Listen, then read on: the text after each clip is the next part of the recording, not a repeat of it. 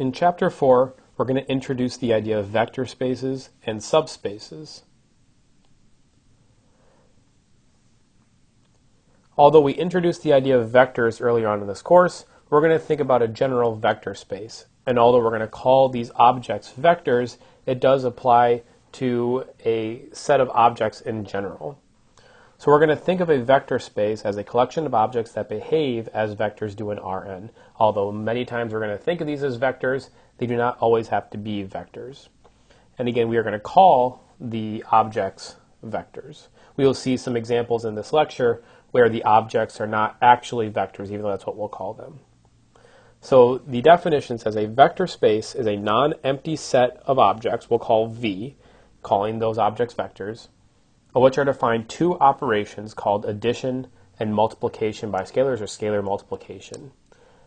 And this set of objects has to abide by these 10 axioms below. They have to hold for all u, v, w, and v, and all scalars c and d. Note that even though we call this addition and scalar multiplication, these operations may not behave as regular addition or scalar multiplication as you're used to. And again, we'll see some examples where addition and scalar multiplication are defined in different ways for a different set of objects.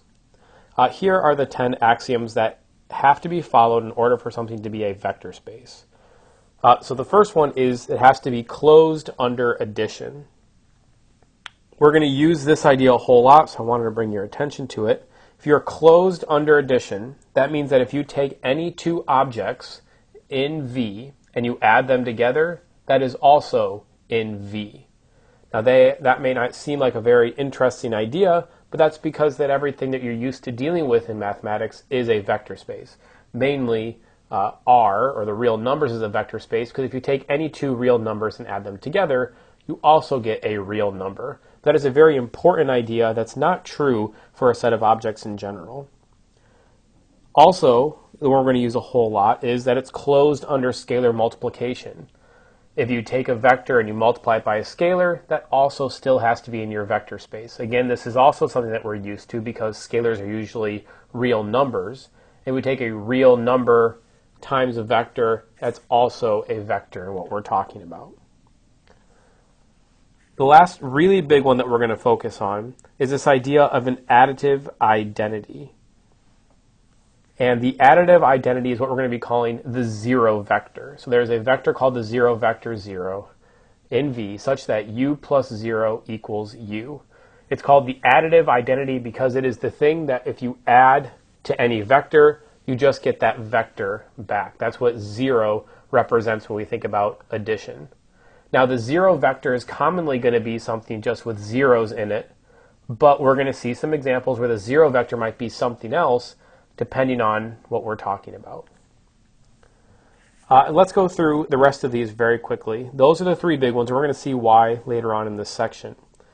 We also need to have that addition is commutative. That means that u plus v is v plus u. It doesn't matter what order you add things in, it's the same idea. You need to have that addition is associative. That means that it doesn't matter the order in which you add three vectors. You could put the parentheses in a different order and it's still okay. You could do u plus v first and then w, or v plus w first and then add u. And again, these are ideas that are very common to us. We don't have to think very much about in real numbers, but when we're dealing with different objects, it isn't necessarily given. The last one for addition is that we need to have the additive inverse. This is the thing that you add to u, a vector u, so that you get back the additive identity, or the zero vector. And we're going to call this negative u. If we take u plus negative u, that gives us 0. There we go. We also have four other ones for scalar multiplication. These are commonly referred to as the distributive properties. So the distribution of scalar over vectors. I can take a scalar and I can multiply it into both of those vectors and get cu plus cv. I can also have distribution of vectors over scalars. That's the opposite idea, that I can take a vector and push it over two scalars. Then I also have that scalar multiplication is associative. If I take two scalars, multiply it by a vector, I could do that where I take CD first and then multiply it by U, or DU and then multiply by CU. I can change the parentheses around it, it doesn't make a difference. And finally, similar to the additive identity, there is a scalar multiplicative identity. There is a vector U, or sorry, there's a vector, we're going to call it 1 here, that I can multiply by U. Sorry, scalar 1, I can multiply by U, that gets me back that vector U. We're going to think about this in real numbers. That real number is 1, but it might be different. We're thinking about matrix multiplication. The identity here is the identity matrix, hence where that name comes from, where I take any matrix times that identity matrix and I get 1. Let's just write that down real quick. If I take 1, 0, 0, 1 times A, I'll always get A. And this is what I mean by here, the scalars are matrices, so that's kind of weird. But here, 1, 0, 0, 1 is the scalar multiplicative identity, because I get back my matrix. So let's take a look at some examples that may or may not be familiar when we're talking about with vector spaces. So our first example actually has nothing to do with vectors as how we're used to. We're going to think about 2 by 2 matrices. And the set of all 2 by 2 real matrices does create a vector space. We often give this name as M sub 2 by 2, represents the set of real 2 by 2 matrices. And we have this set notation, just to quickly know what this means because we're going to use this a lot. This says that this is the set of all matrices A, B, C, D, such that, that's what this colon means, such that A, B, C, and D are in R, or real numbers. Now, if I want to show that this is a vector space, I need to show that all 10 of those properties on the previous page are satisfied. What I'm going to do on this slide is just show you why some of those things are shown instead of going through each and every one. So the additive properties, the first 5 that we had there, all exist basically from the same idea from the real numbers. Because the real numbers are a vector space, that's going to give us that this is a vector space. If I have 2 matrices, A, B, C, D, and let's just call it E, F, G, H, and I add those together, I do it entry by entry, so that's going to be not A plus B, but A plus E, B plus F, C plus G, D plus H. And all of the properties that we have from the addition that I need all come from the properties of real numbers. For instance, I could write this as E plus A instead of A plus E because that's true for real numbers. G plus C, F plus B, H plus D. That would be the commutative property, and we can go further than that with all the properties. Same with scalar multiplication. Scalar multiplication, I have some scalar times of a matrix, A, B, C, D, and this will give me the matrix CA, CB, C, shouldn't use C here, let's use a, let's call it C bar,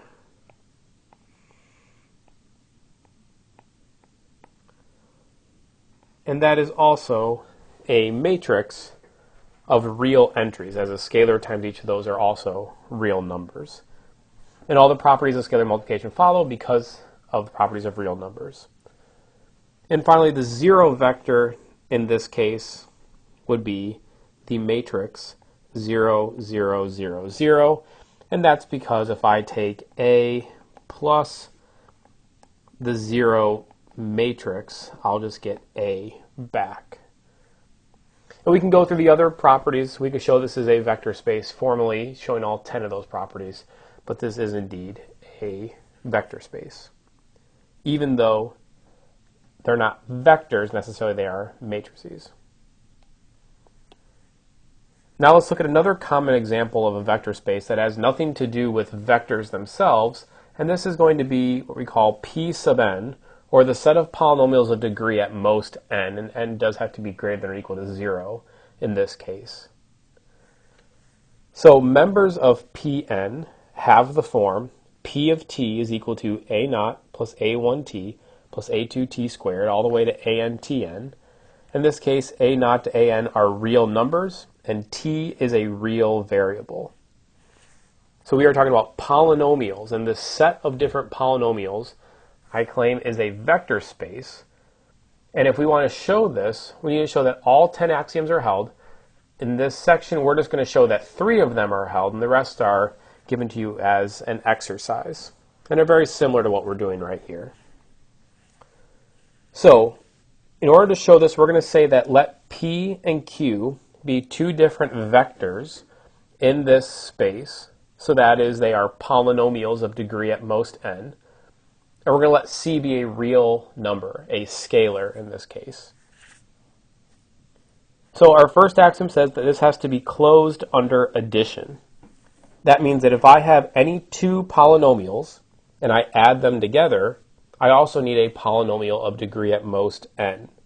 So if I take P plus Q of t, by definition of polynomials, that is P of t plus Q of t, and when I add those together, that's going to give me a naught plus b naught, a1 plus b1t, plus a sub n plus b sub n t to the n, if I add and combine like terms. And this is also a polynomial of degree at most n, where the coefficients are these a plus b numbers. And this means that P plus Q is in Pn, so that means that this is closed under addition.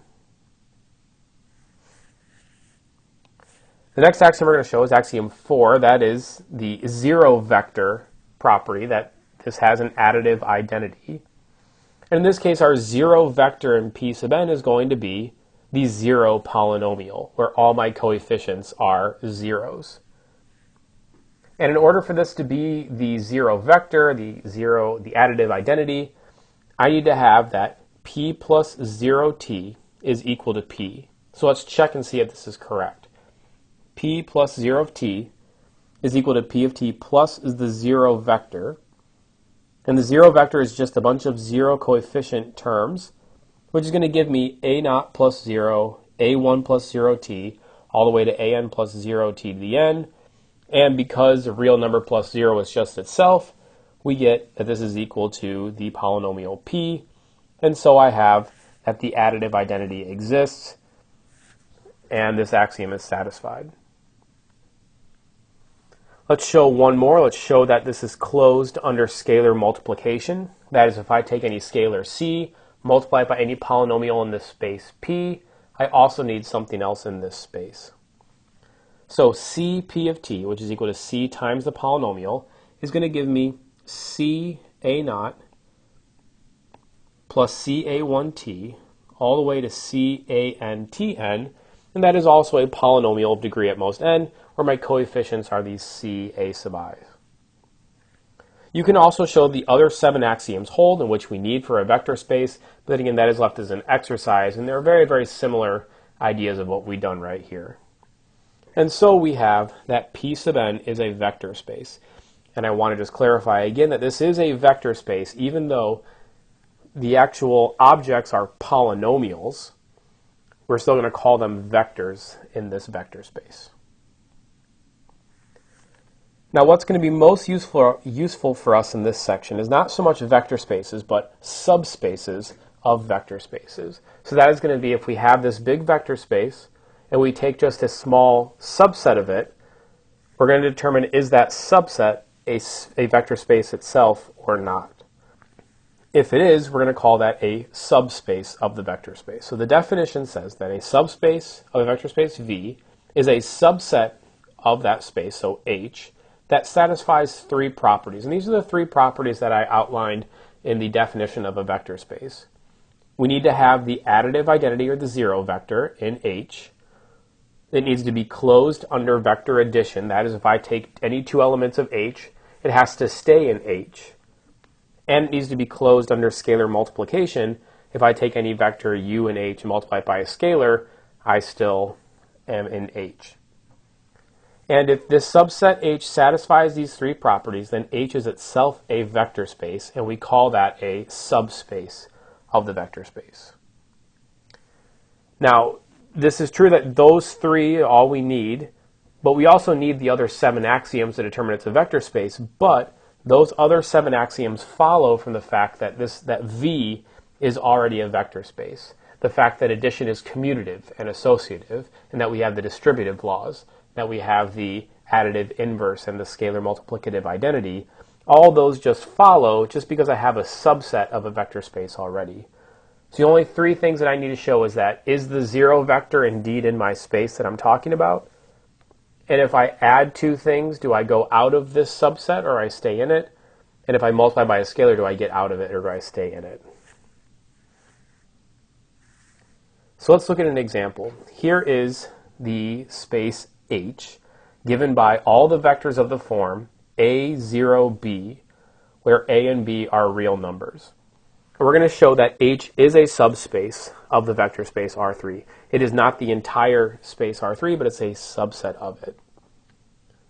So the zero vector of R3 is in H, and that is true because if I have A equals 0 and B equals 0, that gives me the zero vector. So this is an element of H. It is closed under vector addition if I let A, B, and C, D be real numbers. If I take 2 elements of H, this would be like U plus V and H. Call that A0B and C0D. If I add them entry-wise, I get A plus 0, 0 plus 0, and B plus D. And that is also an element in H because A plus C is a real number. And B plus D is a real number. So total, this is going to be an element in H. And we are closed under scalar multiplication. If I let A, B, and C be real numbers, if I take a scalar C times A0B, in a similar fashion, CA and CB are real numbers. So this is an element of H by the definition of H. So therefore, H is a subspace of the vector space R3. The other 7 properties follow from the fact that we are dealing with an R3 vector space. So looking at this subspace H, we can say that these are all the vectors A, 0, B in H, and this actually is going to act like just points A, B in R2. These are all the points in 3 space that have 0 for its second coordinate. And geometrically, we can think about this as a plane in R3. And in fact, the x1, x3 plane. These are all points where x2 is equal to 0. And that is this plane going through the origin, the x1, x3 plane. It has to go through the origin because we have the 0 vector in that space. So here's an example of a vector here. Maybe we'll call this vector. It has 2 in the x1 direction, 0 in the x2 direction, and then 3 in the x3 direction. And all vectors in that plane give you H. So this is a graphical depiction of H as a plane, a subspace in the bigger space R3. And we've already talked about subspaces in a different form. We talked about the span of vectors. And we saw that this span of vectors could be a plane through the origin or a line through the origin. And those were subspaces of the vector space. Let's look at another example. Is H, given by the vector x, x plus 1, where x is a real number, a subspace of, in this case, it's going to be a subspace of R2. since we're dealing with two-dimensional vectors. So if we're asking if this is subspace, we are asking, does this contain the 0 vector? Is it closed under addition? And is it closed under scalar multiplication? So this is a picture of what H looks like. It is a line where we have a slope. We can kind of see here. We go from 1, we go to 1, 2. This is going to be up 2 over 1. This has a slope of 2, but it does not go through the origin. And because of that, this is not going to be a vector space. The 0 vector is not contained in H because 0, 0, we'll say, if the 0 vector is in here, then we must have, if x is equal to 0, then we have the vector 0, 0 plus 1, which is 0, 1. And that's not the 0 vector. And there's no way that you can get the 0 vector because we would need x to be 0. So right away, since one of those properties failed, we already know H is not a subspace of R2. Right? It's something that has some properties but is not a vector space, that set. We can also show this in a different way. So for instance, we could also show that H is not a subspace by showing it's not closed under addition. And to show that it's not closed, all we need is one counterexample to show that it doesn't work. In order to prove something is true, you need to show that it works in generality. To show that something is not true, you just need one counterexample. So in this case, let's let u be 0 and 1. In this case, that's where x is equal to 0. And let's let v be 1, 2. That's where x is equal to 1. And then u plus v is 0 plus 1 is 1. And 1 plus 2 is 3. But 1, 3 is not in H. If it were, we would need x equal to 1. Then we would have 1, 2. It's not of that form, x plus 1. The second entry isn't one more than the first entry. So H is not a subspace of R2. And again, looking at the picture, the 0 vector corresponds to the origin here. And it is not on that line. And here is the vector 1, 3. That's u plus v here. Here's u. Here's v. And if I take u plus v, I don't land on that line, and that line is representing H itself. So therefore, we do not have closure under addition. So just because of that piece, not even the 0 vector, that also means we don't have a subspace. All we need is one of those properties. And note that we could also show that H is not closed under scalar multiplication, and again, show that this doesn't work. And that's left as an exercise if you want to do it. All we need is one of these properties to fail. So, going back, this may look like this is a subspace. It's of the right kind of form. It's a set of vectors, but it needs to satisfy those properties. And just because it may look like it might satisfy those properties, we need to check and make sure that it does. In this case, it did not. I hinted at this earlier, but we're going to have a shortcut for determining subspaces, and that is if we have a set of p vectors, v1 to vp, in a vector space, then the span of those vectors, that is the set of all linear combinations of those vectors, is a subspace of V. And we're going to show this theorem that this is true by just showing that the span of p vectors satisfies those three properties that I need to satisfy. That the 0 vector is in that span, that it's closed under addition, and it's closed under scalar multiplication. And these are all going to be true because we're talking about linear combinations of these vectors. Let's see it explicitly. So the 0 vector property says that the 0 vector has to be in the span, but this is true because the span is a set of all linear combinations, and if I just take this trivial linear combination where I have a bunch of zeros, that gives me the 0 vector.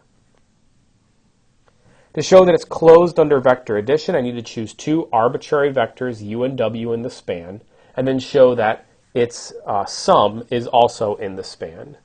So I'm going to let u be a1, v1, a2, v2 all the way to ap, vp, and w be b1, v1 all the way to bp, vp. And when I add those together and I rearrange the terms, I can get this to be a1, v1 plus b1, v1, and a2, v2 plus b2, v2 all the way to ap, vp plus bp, vp. And then combining like terms, I can write this as a1, b1, a1 plus b1, v1 all the way to ap plus bp, vp. And these are all real numbers. So therefore, this is a linear combination of the vectors v1 to vp. So that means that u plus v is in the span of v1 to vp. It is a linear combination of those vectors. And then finally, we need to show that it's closed under scalar multiplication. So again, I'm going to choose an arbitrary vector u and an arbitrary scalar c, and then show that that's also in the span. So c times v is c times that linear combination. And again, I can write this as c a naught plus c a1 all the way to c ap. And again, these are real numbers. So therefore, this is a linear combination of those vectors, and cv is in the span of those vectors. So since I've shown that the 0 vector is in that span, that's closed under addition, and it's closed under scalar multiplication, then the span of vectors is also a subspace. So let's just take a second and let's do a little recap of everything we talked about with subspaces right now. To show that H is a subspace of a vector space V, we need to show that the three properties, that the 0 vectors in H, that H is closed under vector addition, and it's closed under scalar multiplication. Equivalently, or another way of doing this, is that we can show that H is a subspace by showing that H is a span of a set of vectors in V. What we just proved is that we don't need to show those three properties if I can show that it is a span of vectors. And we'll see an example of that in a second. And to show that a set is not a subspace, we don't need to show that it's not true for each of those things. We just need to show that's true for at least one of those properties. If one of them fails for one counterexample, then it's not true. Oftentimes, showing that something is not true requires that you just show that one counterexample exists. In some ways, that's an easier thing to do. So let's look at a few more examples to finish out this lecture. Example 5, here we go. The vector space, or the space A plus 2B, 2A minus 3B. These are two-dimensional vectors where A and B are real numbers. Is this a subspace of R2? Why or why not? So what we're going to do is we're going to take these vectors, which are written in parenthetical form, and we're going to write them in column form, maybe like we're most used to. This is going to be the vectors of the form A plus 2B, 2A minus 3B. And I'm going to rearrange this to be in terms of A and B. So if I break this up to be the vectors A, 2A plus 2B minus 3B, then I can factor out an A and a B, these real numbers, in front of those vectors. And since A and B can be any real numbers, then what this really means is that this is the set of all linear combinations of those two vectors.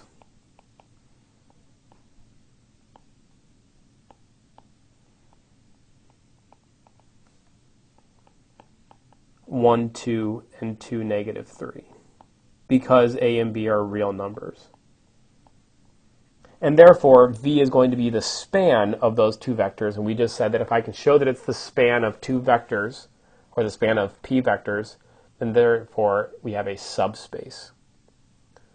So, an alternative way of doing this is you could show that the 0 vector is in V. That's if A and B are both 0, that would work.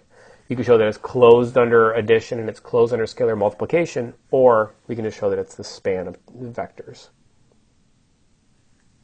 Another example is H, a subspace of R3, where H is defined to be these three-dimensional vectors, A plus 2B, A plus 1, and A, and why or why not. And it is not going to be a subspace because the 0 vector is not in H. If it were, we would need to have A equal to 0, and if that's the case, then the second entry would not be 0. It would have to be 1. And you could play around with those values all you want, but that's enough to show it. A would have to be 0, so therefore the second entry can't be 0. So the 0 vector is not in that set. It's not in that subset, so therefore H is not a subspace of R3. We don't need to show anything about closure under addition or scalar multiplication because that 0 vector property is not satisfied. And finally, let's look at this last example.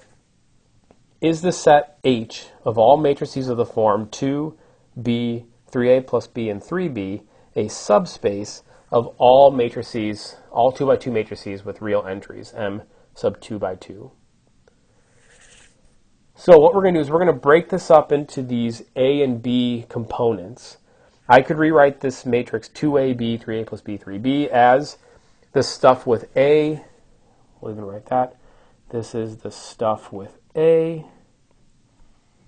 plus the stuff with B. Note that if the entry has nothing to do with A or B, we're going to put a 0 there. You can double check maybe by going backwards through this equality to show this is true. If I take 2A plus 0, I get 2. 0 plus B gives me B. 3A plus B is 3A plus B, and 3B, or 0 plus 3B is 3B. And then in a similar way as the previous example, if I factor out an A and B, I'm left with these two matrices, 2, 3, 0, 0, 0, 1, 1, 3. And therefore, even though they're not vectors, we can say that H is the span of these two matrices. It's the set of all linear combinations